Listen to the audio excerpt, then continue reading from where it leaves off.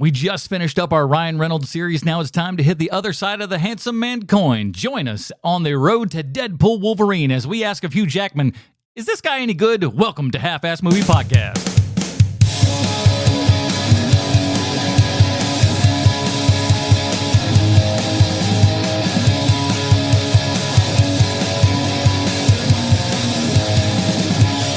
Ladies and gentlemen, welcome back to Half-Ass Movie Podcast, a show where we put together a half-ass theme as an excuse to watch movies. My name is Adam Portress, and I'm joined today by a man who's in a scrapyard far more than one might suspect, Sweet Sean Kovacs from the internet. I truly am. I go to scrapyards a lot. And he's nobody's punching bag, Bruce Leslie. You know, way back in high school on Soup Bean Day in the cafeteria, they called me Noisy Boy. That's a long way to go, but honestly, I'm glad he got there. It's Bruce to a T.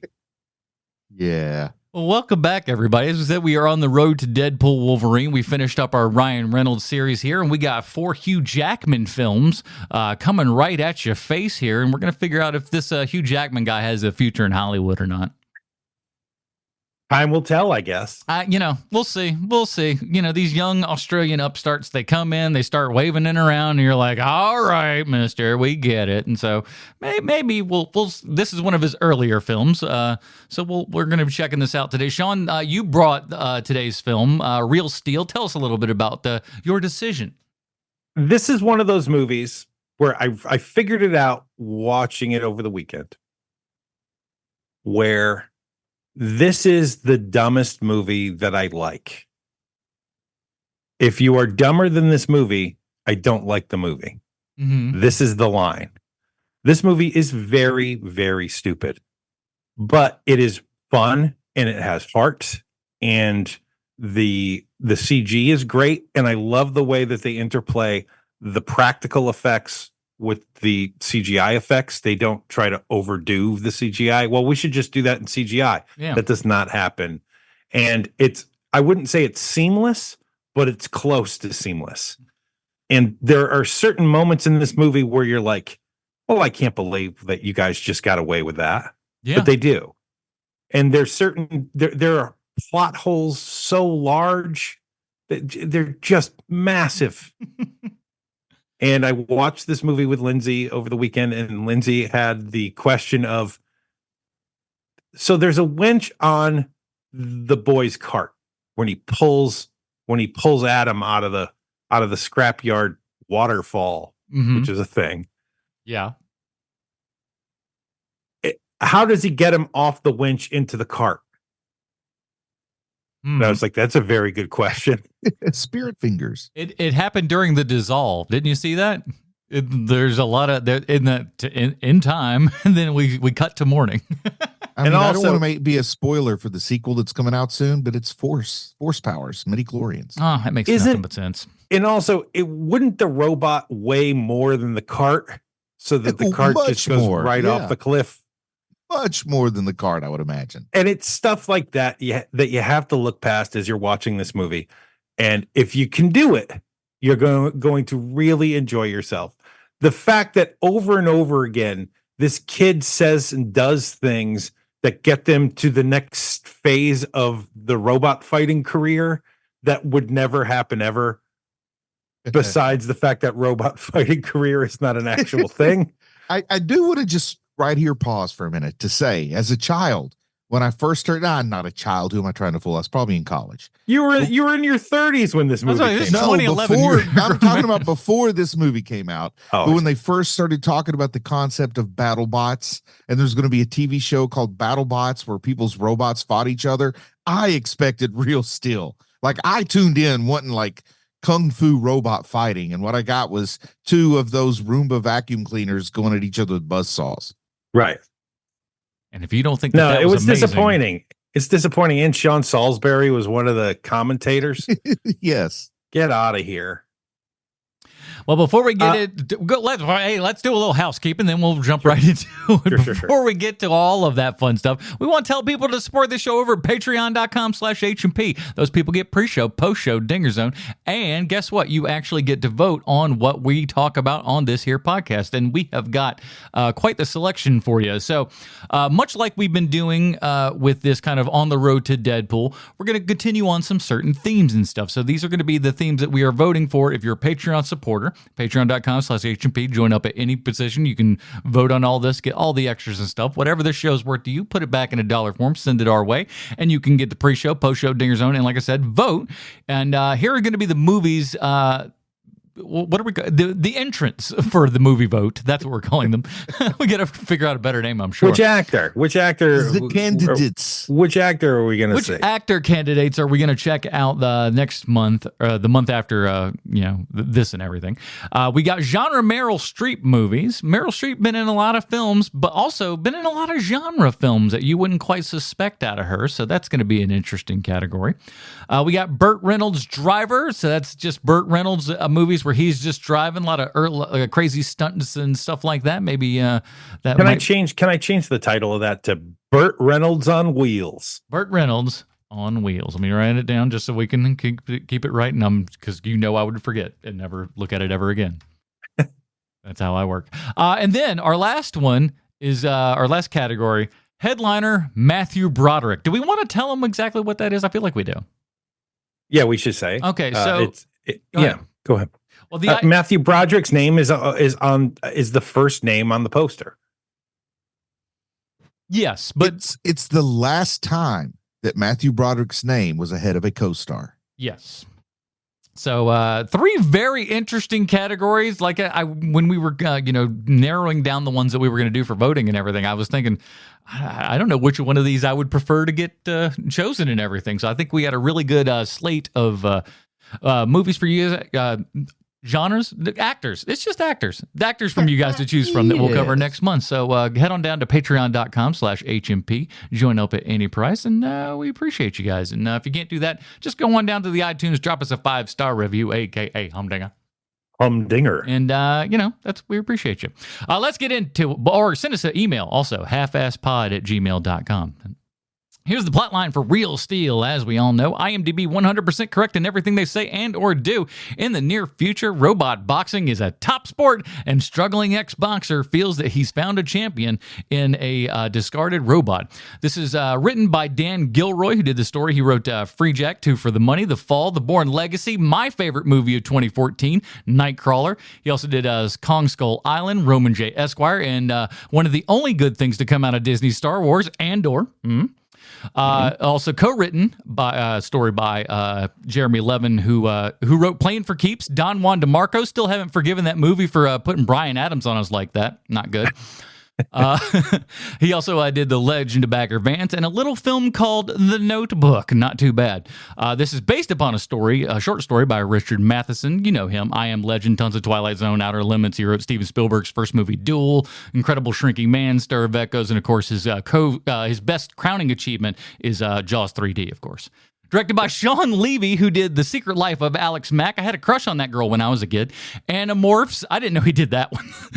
The 90s redo of Lassie, he did 2 episodes of that. Big Fat Liar with Frankie Muniz, Just Married, Cheaper by the Dozen, a Pink Panther remake, so he digs working with Steve Martin there, and that's nice. He did the Night at the Museum movies, Date Night, which he did just before this movie, and he would later go on to direct Free Guy, The Adam Project, and of course, 8 episodes of Stranger Things. So, this guy's had a bit of a career. Starring Hugh one more time. Hugh Jackman, Evangeline Lilly, Dakota Goyo, Anthony Mackie, Kevin Durant, Hope David, James Reborn, and Carl Yoon. He's one of those guys that I think people like working with. And the reason why I say this is because he works with the same people a lot. You can usually tell when someone is easy to work with when the same people want to keep working with him. I think that there's something happening with him and Tina Fey because he did Date Night. He directed a couple of episodes of 30 Rock. He's directed a couple of episodes of Unbreakable Kimmy Schmidt. And that's the sequel where they go to the Navy. Yep. Yep, that is. It's almost like McHale's Navy, but with a lady. Good sell.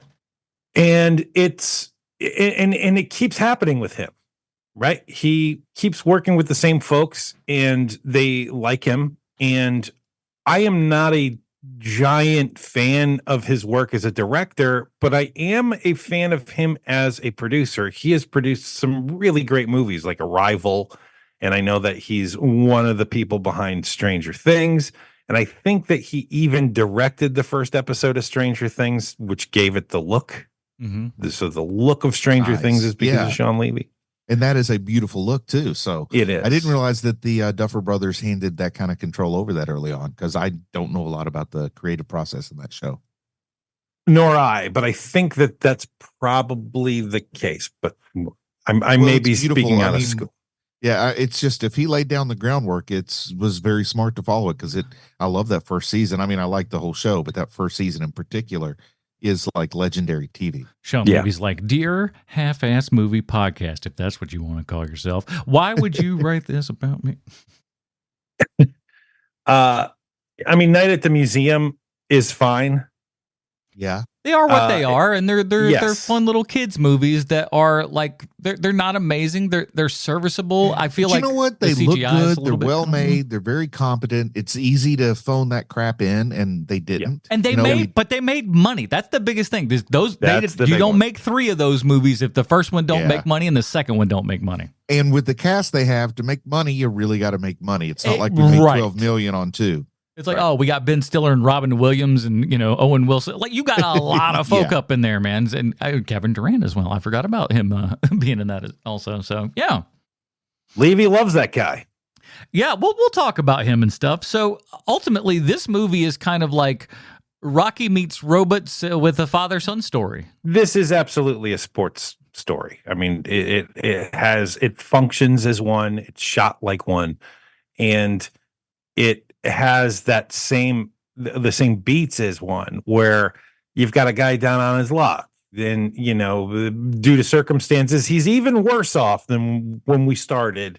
And then through happenstance and good luck, he starts rising up the ranks. And that's where we're at, to the point where at the end of the movie, like, don't get me wrong, I really, really like this movie. This is the dumbest movie I really like. But it is so formulaic. Yes, it's formulaic, but I think formulaic proves you're not super dumb. Right. Like you're not inspired. Okay, you can say a lot of those things, but the movies that are really dumb are when they're even too dumb to understand that there is a formula you can follow and at least look competent, Well, they literally went all the way with the formula on this one, because there's not a single surprise in it. Just think of the horror movies that I watch, Sean, and that's why I can't call this dumb. That's true. But that's the thing though, and but when you, and I think it's part of the problem that we have with a lot of recent Star Wars and stuff. It's like, we know what we know.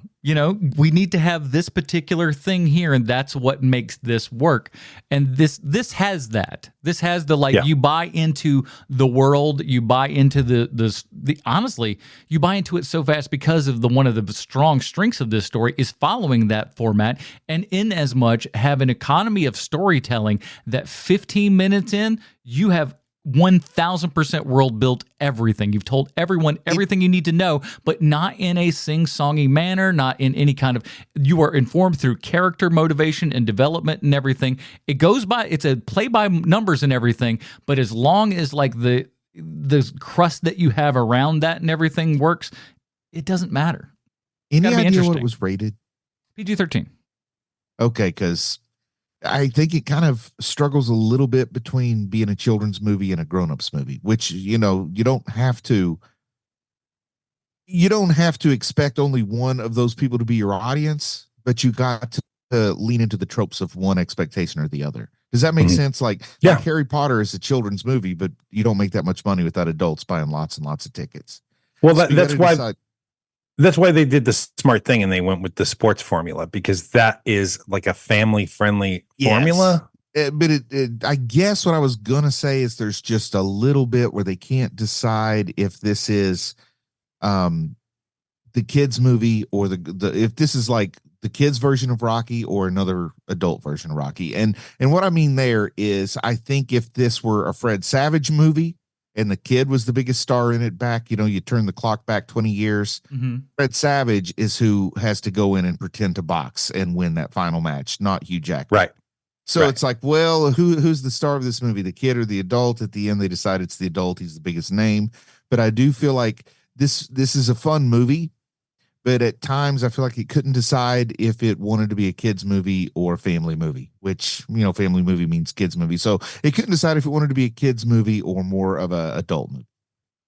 I think this clearly falls into movies for guys. This is a movie that you would see on TNT at the middle of the day, and you there's a chance, of course, we're talking like 2013, 2014 when you still had television, right? But you would stop and you'd be like, oh shit, Real Steel. I'll watch a little bit of this. Sean, it's enough to get you in. I'm going to ask you a question. Would this movie potentially have appeal to Gen Xers who are living out some wish fulfillment about having a better relationship with their father? I'm sorry. You totally passed me by on that. Say that again. I was going to say also to me, and I'm carrying my own baggage into this maybe, but I wanted to ask for your opinion. Could this also be the sort of thing that perhaps appeals to a Gen Xer who's using this as wish fulfillment to have a better relationship with their own father? Oh, I think it's the other way around. I think that this is for Gen Xers, but I think it's to be better, a better father to your kid. I see. So that's what I'm saying is I don't know if we're coming at it. Yes, I do. We are coming at it from Hugh Jackman's perspective. Yes. I think I want to come from the kid's perspective, more like Sixth Sense or something. And I'm trying to say that they don't make up their mind, but the truth is they did make up their mind. I just didn't make up mine. Here's the difference, Bruce. Here's I think I understand. I think I know the reason why you're conflicted as to like, shouldn't we be looking at the kid or whatever? Isn't this Hugh Jackman's movie? Because it clearly is.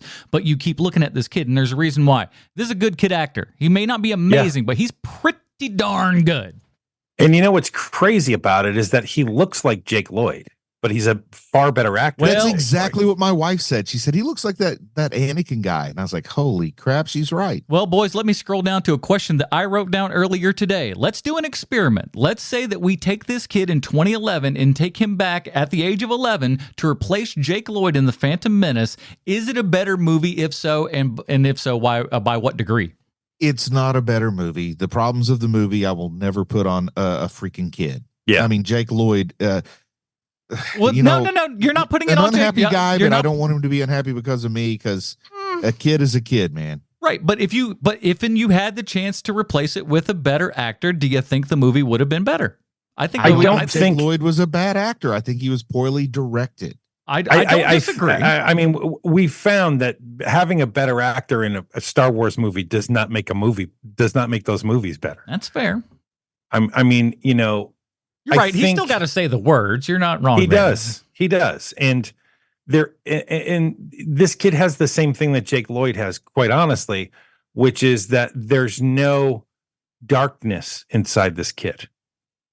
And Jake Lloyd had the same thing. There's no darkness. I'll say if Christopher Columbus directed that movie, it would get a better performance out of Jake Lloyd. I really don't think Lucas is good at directing adults, much less children. Right. Oh, that's for sure. A Chris Columbus episode 1 would have been interesting. Like if you think about like Harry, if you think about like just the Harry Potter kind of juxtaposition and everything, I don't know. Yeah, I mean, if we're gonna be with the kid, I don't know.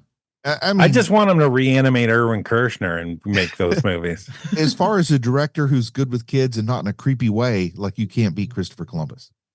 He does he's got a little track record, that fella. Bring in Dan Snyder for episode 1. But Sean, you mentioned it. Like, one of the best things about this movie is like this thing is 2011, and the mixing of CGI and practical still is just fantastic. It really is. It's not seamless, but it's really close to seamless, and it's almost like Steven Spielberg and Robert Zemeckis were producers on this thing. Yeah, I love the look, man. One thing I'll say is I don't comment a whole lot on special effects, so usually any comments that I do have are positive. And with this, what I kept thinking the whole time I was watching is made in 2011. The effects are probably more pleasing to me than what I saw in Ready Player One, which came out quite a few years later, like 4 or 5 years later. Well, this is only the second ever virtual production.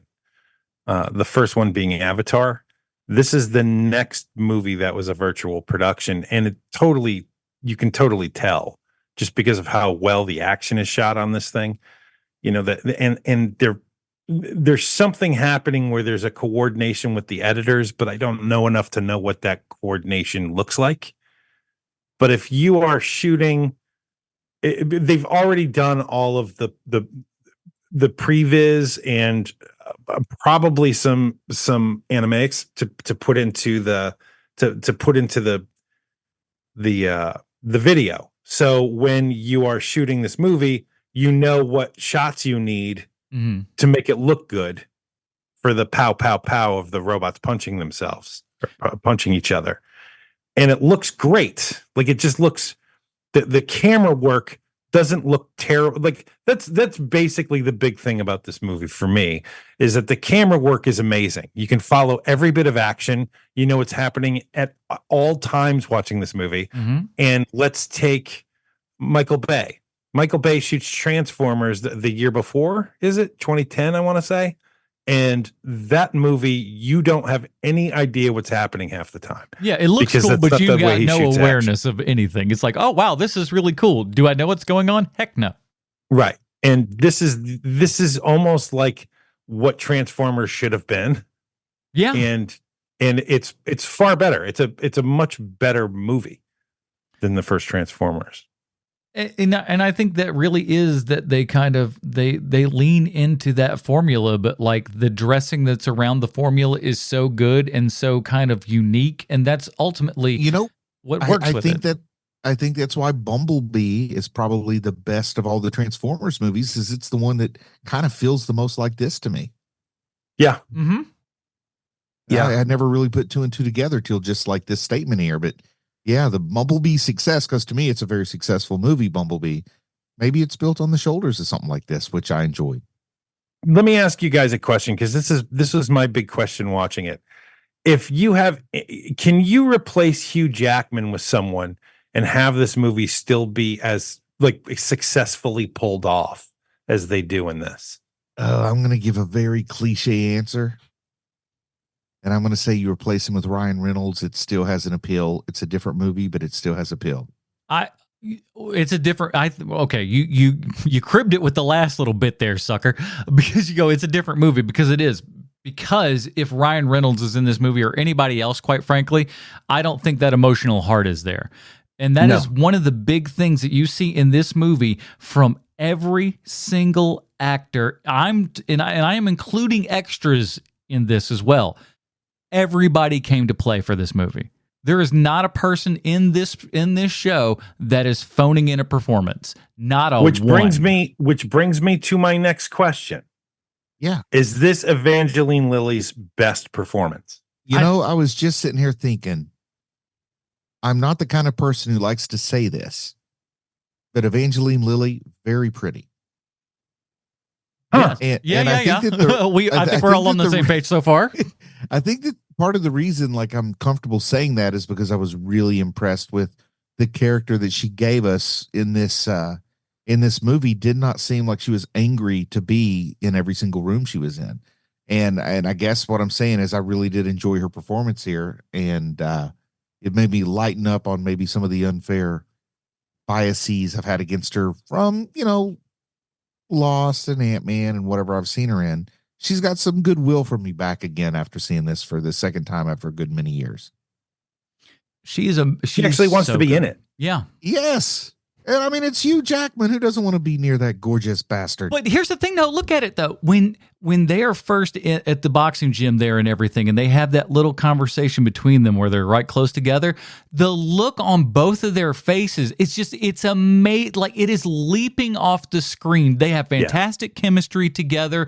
She is like, and even in the moments where, like, at the fight at the end and stuff, where it is like a single shot of her, where there's no other, she's not watching anything. She's not not with any of them. And she is crying her ass off and emoting for the things that are going on, CGI things that she ain't never seen in her life. And this woman is just delivering. So what makes Evangeline Lilly tick? Why does she show up for some stuff and not for others? In particular, why is she not showing up for the stuff that maybe reaches the biggest audience, the Ant-Man stuff? I think she's fine in those. I just don't know that like they're the best written things. That's all. Fair enough. I think that's well. There's also the thing with Disney with her where she's an anti-vaxxer, and so and Disney does not play when it comes to that stuff. Yeah. So when she doesn't get the jab for coronavirus, Disney makes that public. Hey, guess who doesn't get the jab? Guess who keeps showing up for work and isn't vaccinated? And I'm sure that was not fun for her to be through, being in the middle of that political crap storm. But I also think that probably because I would imagine that Disney's probably using that as a we can do this movie without you kind of a thing. Listen, I think Disney's is constantly looking for ways and leverage that they can start cutting some things because, quite frankly, Disney needs to be spending a lot less money on things. So I think they're looking for any excuse that they can to cut crap. I don't care if it's another actor or a whole damn movie. They want it. They're just like, ooh, cut. I think you recast Wasp in the next Ant-Man movie, and you will not have a deafening outcry. Not a single person is going to be outraged. But I don't know what it is about Evangeline Lilly, but people don't generally like her, and I don't know, like she's like Nickelback. That one comedian has the whole bit about. Oh, really good. Well, the guy who's like, why did everybody get together and decide to hate Nickelback? Yeah, I don't know what Evangeline Lilly did, but it must have been bad because nobody likes her. I liked her since Lost and everything, and some of the stuff on that show is not her fault. I don't blame her for that program. They just didn't know what they were writing when they got into that mess. But this is her best performance that I've seen so far. No, she's really, really good in this, and she plays off of Jackman good. Plays off the kid well and everything, and you buy all of it. Yep. Man. I agree. She really made me have to turn about on not being the biggest fan of Evangeline Lilly to now I'm a fan of her performance in this film. I'll just leave it at that. I gotta say, I was really surprised learning that the source material for this movie was written so long ago. It was written in 1956. Didn't you feel good to know it predated Rocky because there's a lot of Rocky stuff going on? Well, sir, I haven't read the short story, but there is no way that all of the beats of this movie are influenced. I'm kind of surprised. I was kind of surprised to learn that the guy who wrote Rocky and Karate Kid aren't the same guy. Yeah, because it is the same movie, and that's fine. I like both of those movies. Those movies are great. And, then the robot shows up with the mohawk and it's like, well, that's cool. He's supposed to be Clubber Lang. All of that, all of those things happen. And again, as I said at the top, yes, this movie is very, very stupid, but it doesn't matter because I like it anyway. You're not, because you're not mad at it. It doesn't purport itself to be a highfalutin whatever. Right. It goes, you're having fun here. Shut up. Right. And that is something else that this movie has in spades. It's got a lot of heart, but it's also really fun. Yeah. You get to see in the arc of him and his kid is absolutely believable. He does a great job of just kind of pretending like he doesn't care. And then, Hugh Jackman is not the character. The character does not care, actually. Yeah. I do like how they kind of have him warm up towards the kid at the end. But it's just so cliche as if it was from 20 years before, the way he's so eager to give up the rights to the kid for the sign over the paper. That is totally like Michael Keaton at the beginning of a movie from 1989, not a For sure. But that's kind of the charm of it, is that it feels like it's from another era.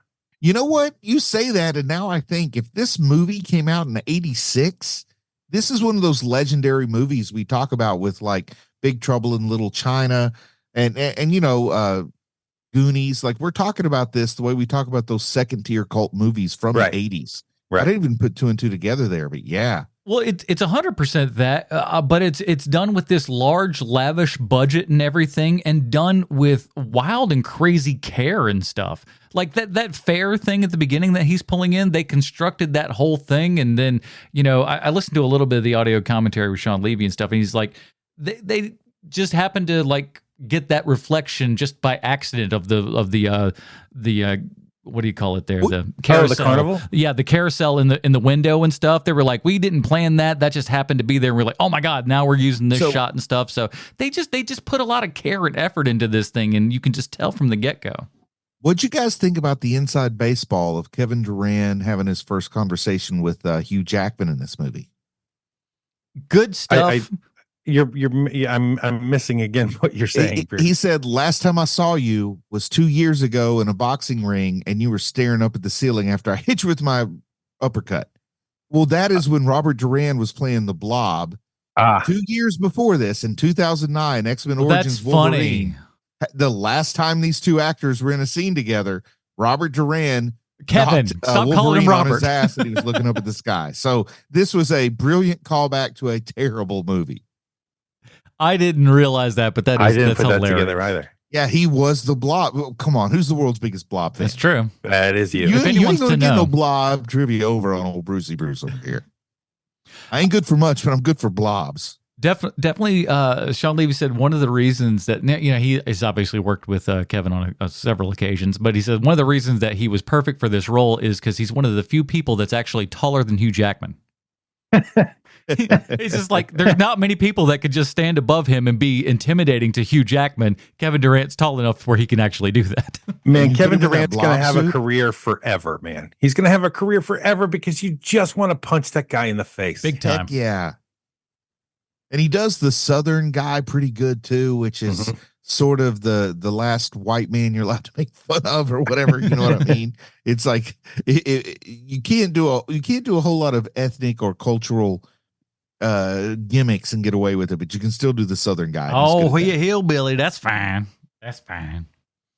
But yeah, like he's good in this. Like almost doesn't need to be in it really, but it's nice that he is. Yeah, he's a nice flavor, man. Anthony Mackie, young Anthony Mackie, looking all fresh as a daisy over here. I love it. Is this his next movie after The Hurt Locker? Because The Hurt Locker is what made him famous, right? And so from Hurt Locker to this, I thought We Are Marshall is what made him famous. I was a Pain and Gain guy myself. He was good in Pain and Gain, actually. He was fantastic in that movie. And he's a Carolina man, so I like the guy. But he's really good, and like I think that he's almost so good because there's no reason that his character should be outside of the arena taking bets where you don't even live in this state, right? He's like, that's a whole nother state away. Am I wrong? I don't know, man. There's no reason that he should be there, but like he is outside of the place taking bets. And Kevin Durant just like, cause I'm good for, what was it? $1,000, $10,000, $25,000. It was a lot of money, but he just goes like, yeah, no, 100,000. I don't know. It was a ridiculous amount of money that no one would be carrying. All I know is he called him homeboy at the end, and he didn't like being called homeboy. That's the great, just kind of like, how do we say that a character's racist without having him say anything truly horrible? We'll just have him call him homeboy because that's really, it's awkward, it's weird. Yeah, that'll work. But and again, I do enjoy, and it sounds like they did it in Looping. Where he, then calls him homeboy, which I enjoyed. He goes, no, you ain't going nowhere, homeboy, or something along those lines. Another one I want to talk about is, let me ask you this. What kind of wild life is Phil Lamar living? A beautiful one. This guy is in everything. He's everywhere. He's got so much stuff. It's unbelievable, this guy. You ever seen Mad TV? Yes, just a little bit. He's good on that show, man. He's good in everything, but like 500 and something credits to his name right now. Like just the voices and stuff that alone that he did in like the past 2 years is like, the list just goes on and on and on and on. But like he shows up in something like this, and I thought he'd be in there for like 5 seconds, that little like opening and stuff where everything, but like, no, we're just going to give him a full old role here where he's just, commentating on the whole thing. 500 credits is pretty amazing. Yeah, especially like when, what's it called? 20 years before this, he's sitting in the back of the car in Pulp Fiction getting his brains blown out. That's what you call a career, my friends. I think he's a better dramatic actor than he is a comedian, I'll be honest. No, listen, he's not a bad comedian. He's not bad. It's just one of those things where he found his lane, and he's great in that lane. I'll say that he's a professional, so he was competent doing sketch comedy because he's a good actor. Yes. Yeah, it's just a dude that can kind of like you ask something of him and he can deliver whatever you're looking for.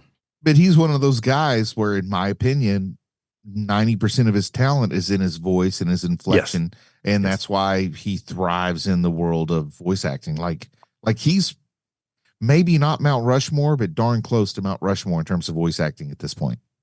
Certainly from the 90s on. I also gave him a very bad night one night in Austin, Texas. Oh, no. I did. I literally did. I made his night very bad. Give him the old Phil Lamar. Did it involve you in introducing him to a friend of yours or something like that? It goes like this. I was at the Big Stinking Comedy Festival, and he showed up as one of like the celebrity guests because he was already on Mad TV. And there's a guy who was sitting with us talking to us. And the second that Phil Lamar entered the building, guy gets up, walks away. We're in mid-conversation. He gets up from our table and immediately goes, "Yo, Phil, my boy," and starts talking to Phil Lamar. That dude made me so mad that I waited until they sat down, and I could tell that Phil Lamar was a little like, "Can you please not talk to me?" Like he was a little bit like that. They're sitting at the bar, and I say, and I wait. I give it some time, and I go, "Oh, holy hell! I can't believe Mike Myers is here." Dude immediately stops talking to Phil Lamar, turns around and he goes, "Austin Powers is here," and starts walking towards where I said Mike Myers was. Oh my God. You are so evil, dude. And I turned to Phil and I go, "What's up, Phil?" You're evil, man. That is some evilness. Then dude turns back around. I was a very different person when this story happened. dude who got up from mid-conversation with Phil Lamar goes to find Mike Myers, realizes that Mike Myers isn't there. Hey. He comes by our table and he goes, "Oh, you got me good, man. You got me good." And then he went to sit down with Phil Lamar, and Phil puts his hand out. He's like, "No, thank you." And the dude had to walk away. He goes back to the program, Phil. But I did not make Phil's night. No, I could. That's the best part. I love how his instinct isn't like, "Oh, I understand what's going on here." Like he's putting two to two together. No, he just goes, "Well, that didn't work at all. I'm going back to do what my original plan was, which was to bother this man." But you've run into this before. It's the thing where people are famous blind. Like people just get like, there's certain people who just get crazy when they're around famous people, and they're, like any sort of normal human interaction goes straight out the window because there's that feeling of like, I need to grab some of your essence and use it for my career. Like that kind of thing happens. Mm-hmm. And this is one of those guys. Oh yeah, it's like when John Delancey asked me like what floor the autograph hall was on, and I was just like, "Okay, don't say anything stupid. Just say you don't know." Because I was just like, I think it's on this, but I'm not 100% sure. And I'm just sitting there, just kind of just going, "Don't be like, you're Q from Star Trek, aren't you?" A tall gentleman that guy is. I was like, "Oh, that dude's big for Hollywood." Danny Elfman's score doesn't stick out huge, but it is solid in the points that it needs to be, especially at your final kind of the big fight at the end and everything. It's just like it's fairly standard fare. It's not Elfman-esque. Is there really per se. any need to defend Danny Elfman's score? I mean, the only time it might have ever even been questionable was Shrunken Heads, and that was a family thing. That's fair enough. But okay, then a little more controversial than all of our needle drops in this bad boy. Yeah, there is a lot of Chemical Method. It's a lot of interesting choices that when you think about when this particular movie is taking place are wild old. It'd be like us listening to music from the 20s while we're getting all pumped. Because this movie's only like 3 years from now. Yeah, this movie is set in 2020. I thought it was a couple of years later than that, but it was 2027. I really thought it was 2027. Gentlemen, it is 2020. I promise you. I love it. That was a very good year for eye doctors. I didn't celebrate that like I did the Back to the Future 2 day. I feel like I just lost out on a little bit of something there. We could have had a real steel party. We totally should have. Day. Damn it. Well, I've got the robot puppets and everything. That was another one that you heard a lot when this movie was kind of being developed and everything. That was Rock'em Sock'em Robots. Yeah. And I think that's heard that a lot. I think that was initially almost what the pitch was. It was Rock'em Sock'em Robots, and everybody's like, "That sounds like a really stupid idea. We all know the toy, but like this is going to be bad." Hey, and then they showed this, and you were like, "Okay." If this movie kept us from getting like a Battleship quality Rock'em Sock'em Robots movie, then it deserves 4 stars just for that.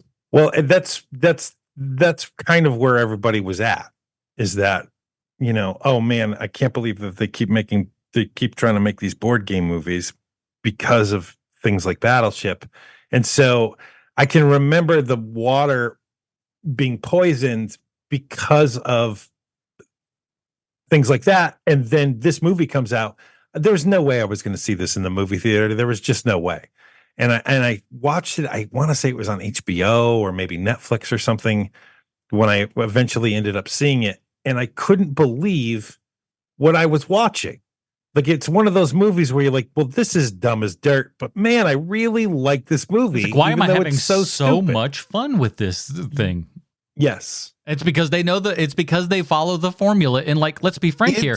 2 people that follow the formula better than anyone else, producers on this film, Steven Spielberg and Robert Zemeckis. It's like the amusement park ride. Yeah, the ride has a new name, but as long as it goes upside down and it flings you around a little bit, then you're going to get the same joy. So they understand how to build an amusement park ride, and amusement park rides aren't the same thing as a freaking gondola ride through the Amazon basin, but they're fun and you're laughing and you're happy and you want to go again. What is that YouTuber's name? Jenny Nicholson, the one who did the 4-hour review of the Star Wars hotel. Mm-hmm. She has the greatest line when it comes to Six Flags parks, which is, she said, look, you all know because she's talking about, what you can expect when you go to the Star Wars hotel. And she says something about how, look, it's better than Six Flags, but you guys already know I don't like Six Flags. To me, Six Flags is a bunch of shacks with a carnival out back. I was like, that is the funniest description I have ever heard for Six Flags. It's amazing. And I use it every day because I live 10 minutes from a Six Flags. It's like Warner Brothers opened up in a back parking lot, and they were like, we got five things that we can put on this. That'll work. You guys like Superman, right? Yeah. They're like, we don't care. Let's half-ass slap Superman's name on this thing. Yeah, it's like, this is the Riddler ride. What makes it the Riddler ride? It's green. Shut your mouth. Well, speaking of half-ass.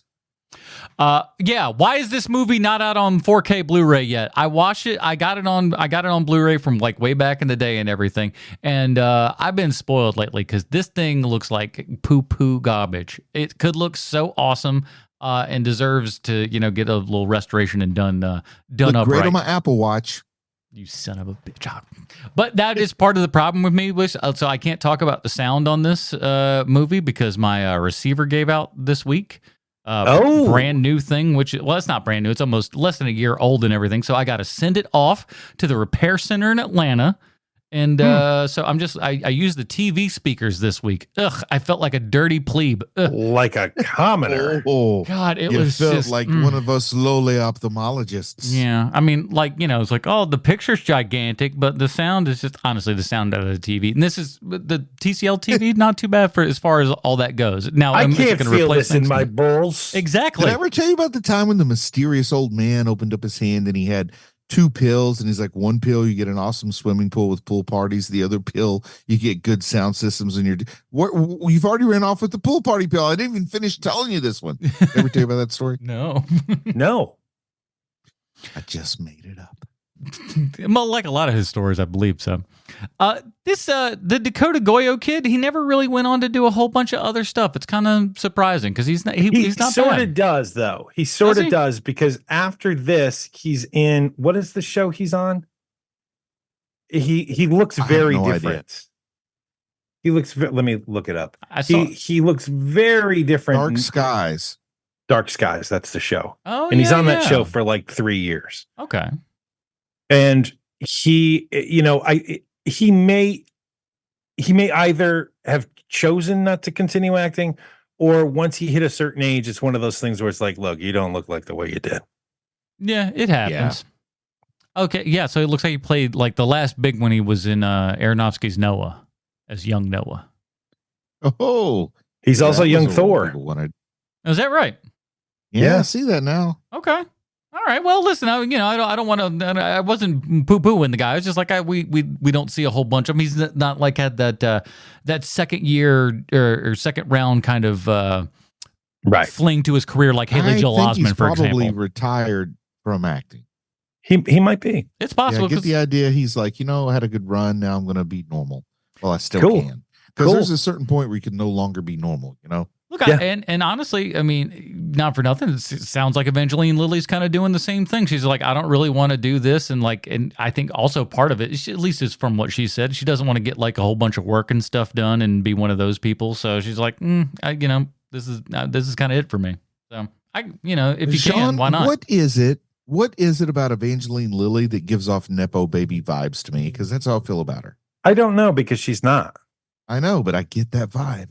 I don't know what that is. She's good looking and has nice teeth. That means like her parents like had enough money for braces. You know what I mean? Ooh, she's Canadian. There you go. She is Canadian. That makes it all kinds of sense. A quarter star hotter in my book. Just a quarter though? Just a quarter. But yeah, I think Hugh Jackman really is the reason why all of this movie absolutely works.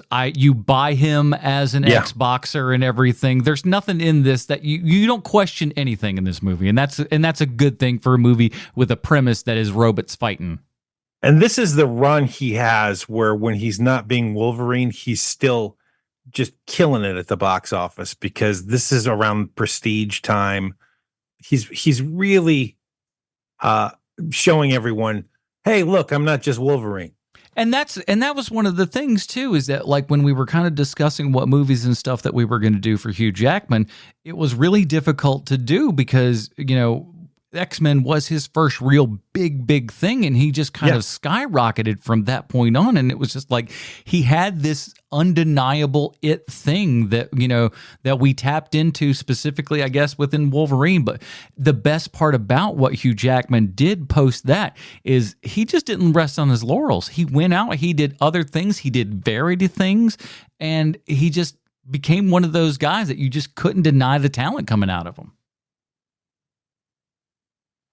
Well, I think given our time limitations, we may want to bring this thing home. All right. So we have to ask ourselves a very important question here. Is Real Steel art or fart? Bruce, what do you got? Well, as much as I love to fart, and I made the noisy boy joke at the top of the show, but I got to say, this is art. I'm enjoying it. Like I said, if this had been made when I was closer to Dakota Goyo's age, this would have been one of my favorites. And it's still fun. And it's one of those that you don't watch every day. So when you do watch it, you don't remember it beat for beat. It's worth a rewatch at any kind of family get together, any kind of summer little thing out by the pool or something. This is a perfect one. So I'm definitely going to say art, not fart. Sean? I don't think this movie is art, but I'm going to say art because I like it. Mm-hmm. This is a dumb movie, and it doesn't matter that it's dumb because it's got heart. It is well made, and even though it knows it's a dumb movie. That's the other part to this is that they aren't trying to church it up and tell you how important everything is. I think Sean just created something here. Okay. We need something more complex than a binary rating system. So it might be art, heart, or fart. And this would be heart. The perfect heart movie. I changed mine from art to heart. What are you, Neil Diamond?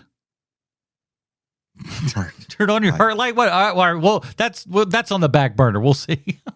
I can't make a 3-sided pillow, Bruce. I'm going with art. He's going with art. I'm going with art as well. Listen, this movie, it's formulaic. It's the same movie that you've seen a million times over. But the best part about this is that it is done. There's an artistic flair to this. This movie looks fantastic. It is shot really well. The production design is amazing. It has the fantastic combination of like that just future enough for everything, but also harkens back to, older styles and everything. Like you said, if you saw this movie in the 80s, it wouldn't feel like it's out of place.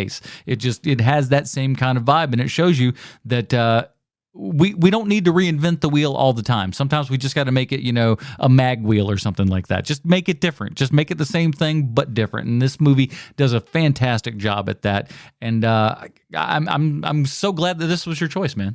Very, very good. Oh, thank you. Art all the way. Thank you. So next week we're leaning into Bruce's choice. Bruce, tell us about your choice for next week. The Greatest Showman. Because there's two things I like more than anything on earth, and those are circuses and movies about circuses. So those two things come together into one thing next week. Listen, I've known you a decade. I don't theater. Like a decade in. Have you heard him once talk about a circus, Sean? No, but that's okay. It is par for the course, though.